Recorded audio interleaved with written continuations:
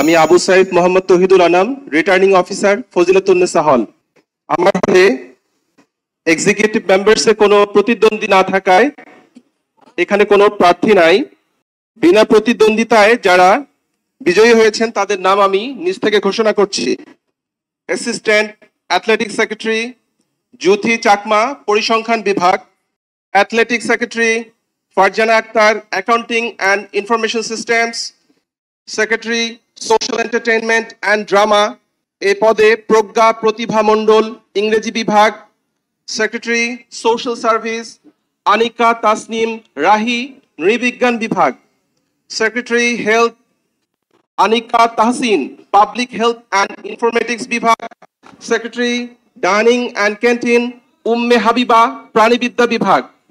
Secretary common room Mahinun Nesa, Aparna, দর্শন বিভাগ। Secretary reading room লুলু মাকনুন নিসা, সরকার ও রাজনীতি বিভাগ। এবং ভাইস প্রেসিডেন্ট পদে কোনো প্রার্থী না থাকায় ঐশী সরকার, চারুকলা বিভাগকে বিনা প্রতিদ্বন্দ্বিতায় বিজয়ী ঘোষণা করছি। লিটারেরি সেক্রেটারি পদে দুইজন প্রতিদ্বন্দ্বিতা করেছেন। একজন হচ্ছে পূরবী সরকার তৃপ্তি, সরকার ও রাজনীতি বিভাগ, উনি ভোট পেয়েছেন 240।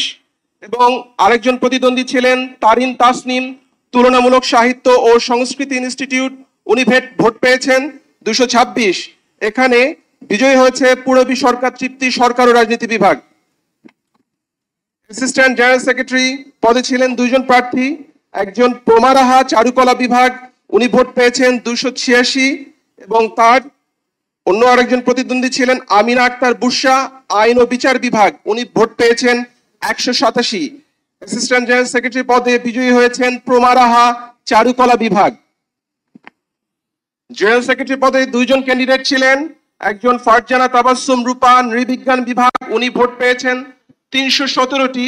এবং ওনার একমাত্র প্রতিদ্বন্দ্বী ছিলেন মরিয়ম জামিলা মিষ্টি, পাবলিক হেলথ অ্যান্ড ইনফরমেটিক্স বিভাগের, উনি ভোট পেয়েছেন 162টি।